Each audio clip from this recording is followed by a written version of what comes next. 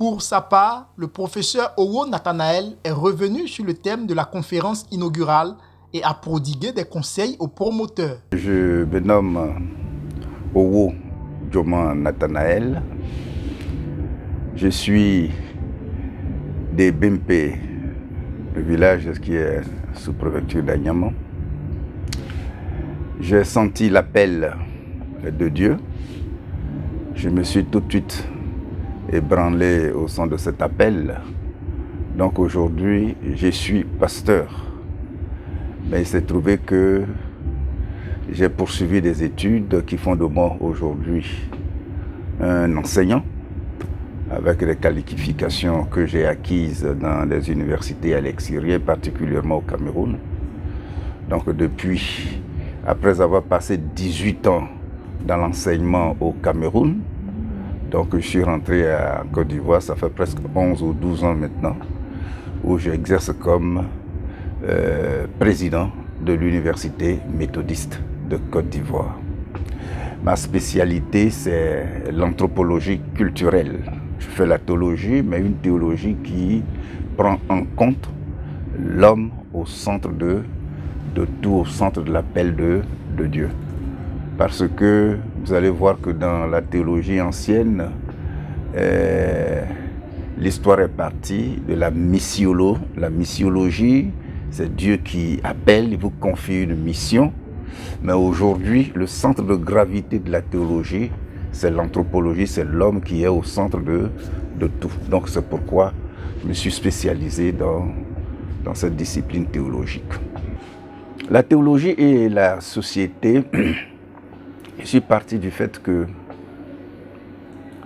lorsqu'on veut définir la société en se référant à Montesquieu, qui définit la société comme étant le lien entre les hommes et non la somme arithmétique des hommes. Donc quand il y a la société, ce n'est pas la somme arithmétique des personnes réunies qui fait la société, mais c'est le lien qui les unit les uns aux autres. C'est ce lien-là qui fait que quelqu'un peut dire que lui, il est lié à l'autre. Dès l'instant où il est lié à l'autre, il forme déjà une communion. Donc, la théologie et la société, je suis parti de là pour montrer que si l'homme vit en relation avec son frère homme, c'est parti d'où c'est en ce moment que la théologie intervient pour dire que c'est un appel de Dieu. Parce que Dieu, au moment où il créait, Dieu a dit créons. C'est le nom de la création. Mais il a créé pour que entre l'homme et lui, il y ait une relation. Et c'est pour que cette relation puisse être effective que Dieu a parlé à l'homme et que Dieu s'est lié à lui. Et la mission que Dieu lui a confiée, c'est que lui aussi, à son tour, il soit lié aux autres. Donc c'est ça qui jalonne toute l'histoire de la Bible. Dieu appelle, il dit, va vers. Et celui qui va, il va rencontrer ses frères et sœurs. C'est comme ça que Dieu, au départ, a rassemblé. Il a appelé quelqu'un, il a rassemblé. C'est un peuple qu'il a créé. Et ce peuple, il a confié la mission d'aller rassembler. Donc, la substance de cette intervention, c'est pour dire concrètement que Dieu s'adresse à l'homme. Mais l'homme est au centre de la création. Et cet homme qui est au centre de la création, pour mettre en exergue la volonté de Dieu, doit toujours être en relation avec son frère. Et en étant en relation avec son frère, il met en exergue la volonté de Dieu et il s'exprime comme un élément entre les mains de Dieu. D'où, en essayant de créer la relation avec son frère, lui-même, il bâtit son avenir. Et en bâtissant son avenir, il bâtit en même son histoire. Donc l'histoire de l'être humain, c'est de mettre en exergue la volonté de Dieu qui est d'être avec l'autre. Et quand on est avec l'autre, franchement, on constitue la société. Voilà tout le centre de cette théologie, et cette théologie qui doit prendre impact dans la société qui est l'union des hommes et non la somme arithmétique des hommes. Nous disons aux chercheurs Hadou, de ne pas se laisser décourager. Dans l'évangile, lorsque Jésus sortait de Nazareth, les Juifs qui étaient dans la grande communauté, qui se sentant effectivement à la plutocratie, c'est-à-dire quand il y a un grand nombre, c'est en ce moment-là qu'on sent que ce qui vient du grand peuple, c'est ça qui est exemplaire, c'est ça qu'il faut faire. Les Américains parleront du jumboïsme, c'est sorti le culte du grand. Se référant à cela, ils ont sous-estimé que de Nazareth, rien ne peut venir de bon. Alors donc la question qu'ils ont posée, est-ce que quelque chose de bon peut-il venir de Nazareth? Oubliant que ce qui est sous-estimé par tout le monde, la vérité peut sortir de là. Donc c'est le conseil que nous donnons à nous. Et voilà pourquoi nous sommes venus jusqu'à lui pour l'encourager. Pour dire que faut pas qu'il se laisse dissuader par le fait que il n'est pas connu par tout le monde. Alors, le grain que Dieu a mis en lui, s'il ne prend pas conscience de cela, ça peut mourir et Dieu lui demandera des comptes. Donc c'est pourquoi je suis venu. Parce que si je ne peux pas le rencontrer, si lui et moi nous ne pouvons pas discuter, pour aujourd'hui, c'est l'occasion que Dieu me donne de venir vers lui. Mais cette occasion, est-ce que je vais encore la voir ailleurs? Donc j'ai saisi cette opportunité comme missionnaire auprès de lui pour l'encourager à partir de bon temps, que c'est une inspiration de Dieu. Il faut qu'il aille de l'avant. Et puis, si on se réfère dans l'histoire, toutes nos grandes écoles aujourd'hui ont une histoire. Ces écoles sont parties petitement de quelque part avec la souffrance. C'est aujourd'hui que ces écoles sont devenues de très grandes écoles. Alors donc lui, il faut qu'il commence. Et surtout, c'est l'objectif assigné. C'est la compréhension qu'il a de la mission que Dieu lui a confiée. Maintenant qu'il a cette compréhension de la mission que Dieu lui a confiée, Dieu va lui donner les moyens.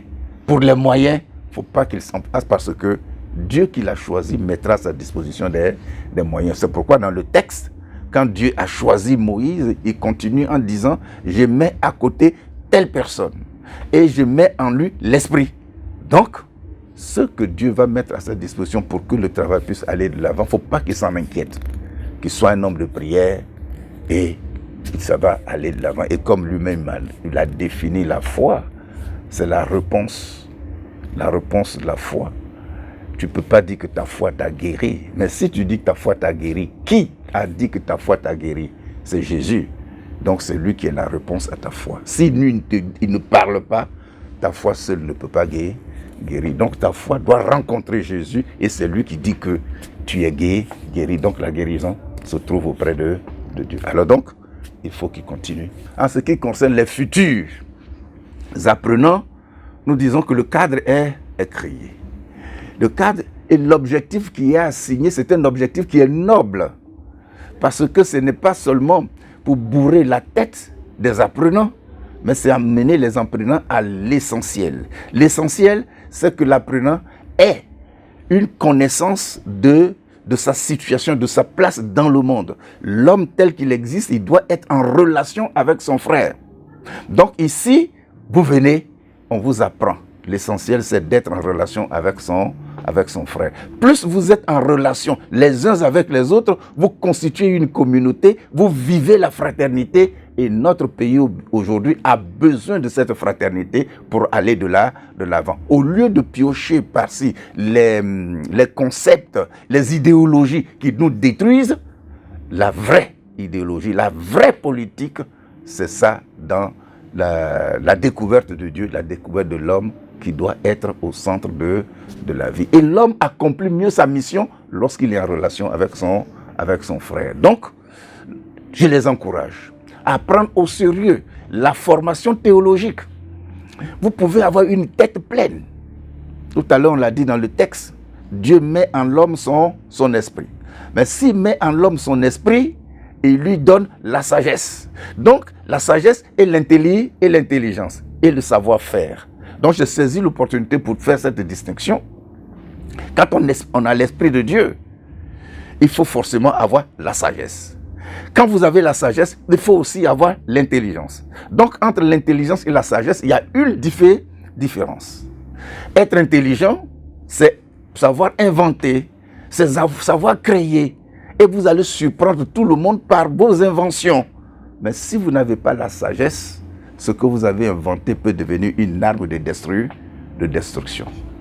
Mais si vous avez la sagesse, ce que vous avez inventé, avant de mettre ça en exécution, vous allez penser à l'homme. Est-ce que cela va servir au bien-être de l'homme? Ça, c'est le sage. Et si tous nous sommes dotés de cette sagesse, je crois que le monde sera vivable. Malheureusement, aujourd'hui, on met beaucoup plus l'accent sur l'intelligence. On crée. Et qu'est-ce qui domine le monde? Cette intelligence nous conduit droit au mur. Et c'est des guerres fratricides, tout simplement parce qu'il n'y a pas la sagesse. Il n'y a pas la connaissance de l'homme. L'homme ne parvient pas aujourd'hui à comprendre la valeur de l'être humain.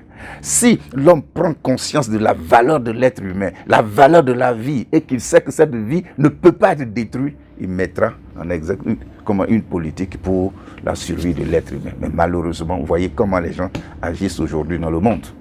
Chacun pour soi. Parce qu'on n'a pas la notion de la vie. C'est le conseil que je peux donner aux apprenants. Donc je les appelle à venir dans ce centre-là. Parce que là, on conduit l'homme à l'essentiel. Et quand il a cet essentiel-là dans sa vie, la vie sera une vie équilibrée.